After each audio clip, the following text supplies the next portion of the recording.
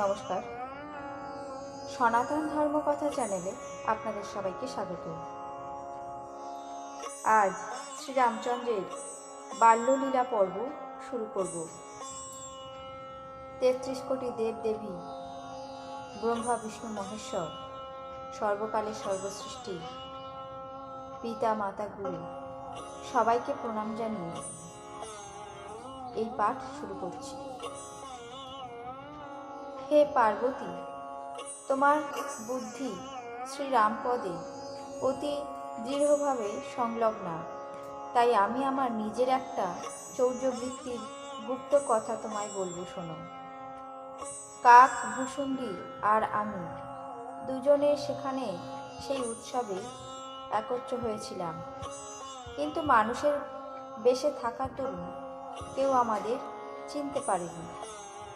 পরম আনন্দে আর প্রেম সুখে আহ্লাদিত ও মত্ত হয়ে আত্মবিস্মৃত হয়ে আমরা উভয়ে পথে পথে ঘুরে বেড়াতে লাগলাম।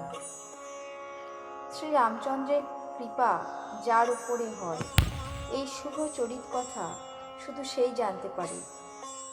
সেই সময় যে যেভাবে এসেছে, যার মনে যা ভালো লেগেছে, রাজা তাকে তাই দিয়েছেন। হাতি, রথ, ঘোড়া, সোনা, গাভী, হীরা, বস্ত্র সমস্তই রাজা দান করেছেন। রাজা দশরথ বাঞ্ছিত দ্রব্য দান করে সকলের মন অতি পরিতুষ্ট করলেন। তার ফলে সর্বত্র সকলে আশীর্বাদ করতে লাগল, রাজা দশরথের ছেলে চিরজীবী হোক। এইভাবে কিছুদিন গেল। দিন রাত কোথা দিয়ে চলে গেল কেউ জানতেই পারল না। তারপর নামকরণ সংস্কারের সময় হয়েছে জেনে রাজা দশরথ জ্ঞানী মুনি বশিষ্ঠদেবকে ডেকে পাঠালেন। মুনিকে রাজা পূজা করে বললেন, হে মুনিবর, আপনি মনে মনে যা চিন্তা করে রেখেছেন সেই মতোই নাম রাখুন। বশিষ্ঠ মুনি বললেন, এদের অনেক অনুপম নাম আছে, আমি আমার বুদ্ধিমতো বলছি।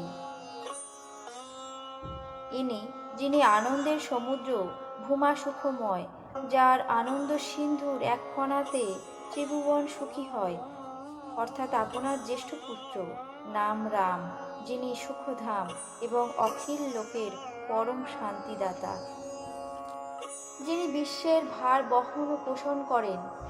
আপনার সেই দ্বিতীয় পুত্রের নাম হল ভরত, যার স্মরণ মাত্রেই শত্রুর বিনাশ হয়।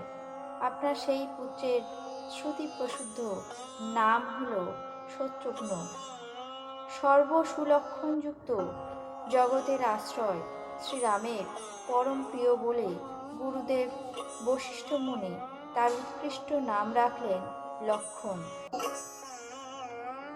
গুরু বশিষ্ঠ সব দিক বিচার করে এই নাম রেখে বললেন, হে রাজন, তোমার 4 ছেলে মূর্তিমান বেদ তত্ত্ব, অর্থাৎ সাক্ষাৎ পরাৎপর ভগবান। এরা মুনিদের ধন, ভক্তের সর্বস্ব আর শিবের প্রাণস্বরূপ।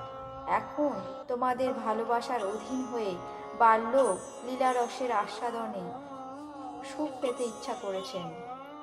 শিশুকাল থেকেই রামকে নিজের পরম হিতৈষী প্রভু বলে জেনে লক্ষণ শ্রীরামচরণে প্রীতিমান হন।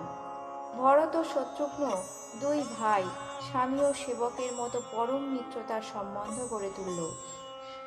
শ্যাম ও গৌর সুন্দর যুগলের শোভা দেখে মায়েরা তাদের দেখবার আগে পাছে কুনজর না লাগে তাই ঘাস ছিঁড়তেন। 4 ভাই রূপ, শীল ও গুণের আলয়, তারই মধ্যে শ্রীরামচন্দ্র যেন সুখের সাগর। তার শ্রীরামচন্দ্রের হৃদয় মাধুরী ইন্দুরূপে ভাসত। তার মনোহর হাসি সেই হৃদয় মাধুরী চন্দ্রের কিরণ বলে মনে হতো। কখনো কোলে নিয়ে, কখনো সুন্দর পালঙ্কে শুইয়ে মা, দুলাল, প্রিয় ইত্যাদি বলে আদর করতেন। যিনি সর্বব্যাপী, নিরঞ্জন, মায়াহীন, নির্গুণ, হর্ষ শোকহীন, আজ সেই জন্মরহিত প্রভু প্রেম ও ভক্তির বশীভূত হয়ে কৌশল্যার কোলে খেলা করছেন। তার নীল কমল ও জলভরা নবমেঘের মতো শ্যামবর্ণ শরীরে কোটি কামদেবের শোভা দেখা যেত। অরুণ পাদপদ্মের নখ সকলের জ্যোতিতে মনে হতো যেন রক্তকমলের পাতার উপর মুক্তা স্থির হয়ে রয়েছে। পাদপদ্ম বজ্র, ধ্বজ ও অঙ্কুশ চিহ্নে শোভিত ছিল। নূপুর নিক্কণে মুনিদের মনও মোহিত হয়ে যেত। কোমরে কিঙ্কিণী ও উদরে ত্রিবলী রেখা এবং নাভির গভীরতা যারা দেখেছেন তারাই জানেন। সুবিশাল বাহুতে অনেক অলঙ্কার সাজানো ছিল। বুকের উপর বাঘ নখের অতি সুন্দর দুটি, গলায় মণিহারের হীরক শোভা এবং বুকে ভৃগু পদচিহ্নের দর্শনে মন মুগ্ধ হয়ে যায়। শঙ্খ গ্রীব কণ্ঠ ত্রিরেখা শোভিত, অতি সুন্দর চিবুক, বদনে অসংখ্য কামদেবের কান্তি বিরাজমান। দুটো মাত্র দাঁত, ঠোঁট রাঙা, নাক আর তিলকের সুষমা বর্ণনা কে করতে পারে?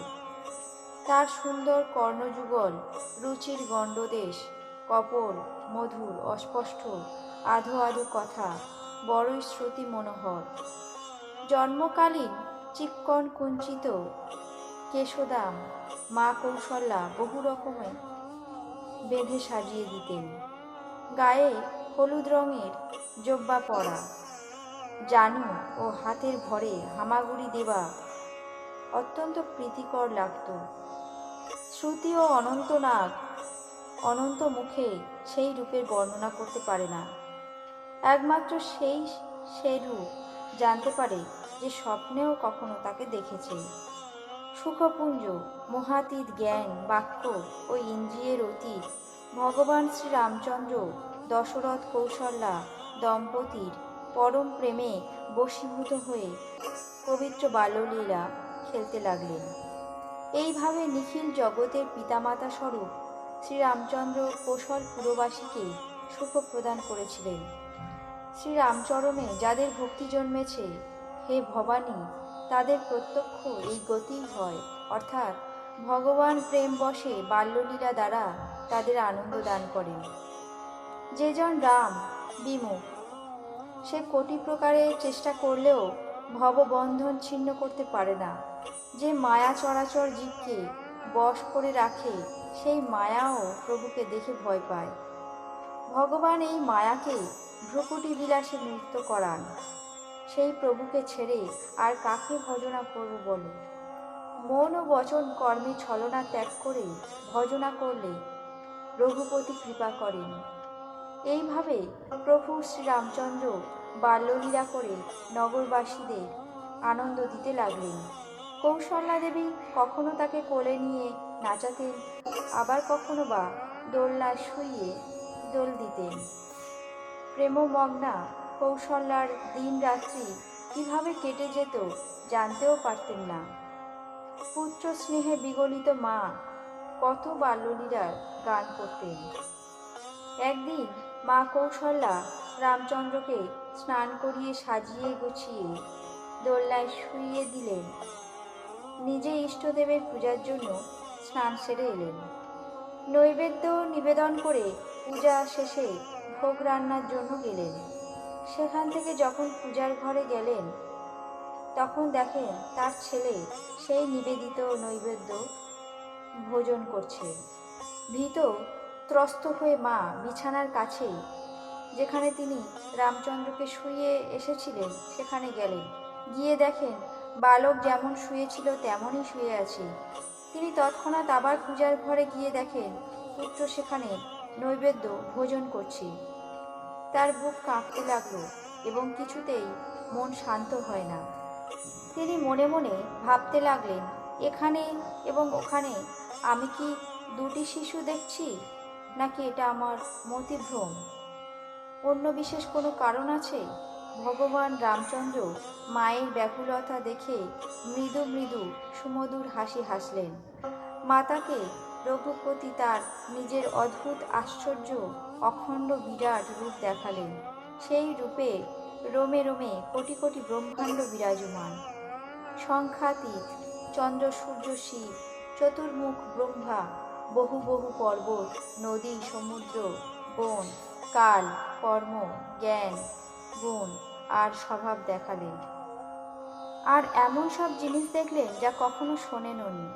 এইভাবে প্রবল মায়াকে দেখলেন যে ভগবানের সামনে অত্যন্ত ভীত হয়ে হাত জোড় করে দাঁড়িয়ে আছে।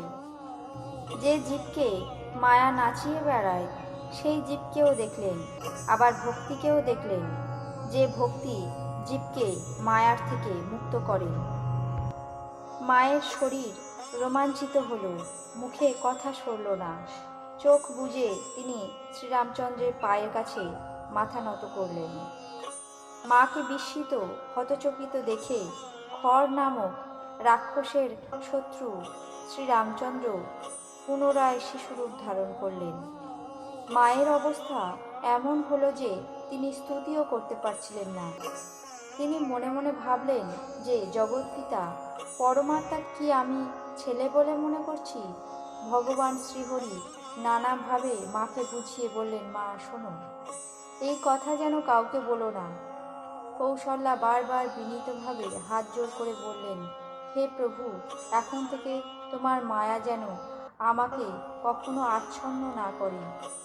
শ্রীহরি বহুবিধ বাল্যলীলা করলেন এবং ভক্তদের অত্যন্ত আনন্দ দিলেন। এইভাবে কিছুদিন অতীত হলে চার ভাই বড় হয়ে পরিবার পরিজনদের সুখী করেন। গুরুদেব এসে চূড়াকরণ সংস্কার করলেন এবং ব্রাহ্মণেরা পুনরায় প্রচুর দক্ষিণা পেলেন। অতি রমণীয় চার সুকুমার রাজকুমার পরম সুন্দর ও অশেষ লীলা করে বেড়াতে লাগলেন। মন কর্ম বাক্যে যিনি অতীত সেই প্রভু নারায়ণ দশরথের আঙিনায় খেলা করতেন। রাজা দশরথ যখন ভোজনের জন্য ডাকতেন তখন তিনি নিজের বালক সাথীদের ছেড়ে আসতেন না। কৌশল্যা গিয়ে যখন তাকে ডাকতেন তখন তিনি নেচে নেচে পালিয়ে যেতেন। বেদ যাকে নেতি নেতি এইটুকুই নয় বলে নিরূপণ করেছে, শিব যার অন্ত পাননি, মাতা কৌশল্যা তাকে আগ্রহ সহকারে ধরবার জন্য দৌড়াতেন। ধূলি ধূসরিত শরীরে তিনি এসে দাঁড়ালে রাজা দশরথ হেসে তাকে কোলে বসাতেন। চঞ্চলভাবে খেতে খেতে সুযোগ পেলেই সুখময় দই ভাত ল্যাপা অবস্থায় কলকল করে হাসতে হাসতে পালিয়ে যেতেন। শ্রীরামচন্দ্রের অত্যন্ত সহজ সরল সুন্দর বাল্যলীলা দেবী সরস্বতী, শেষনাগ, শ্রী শঙ্কর এবং বেদ কীর্তন করেছে।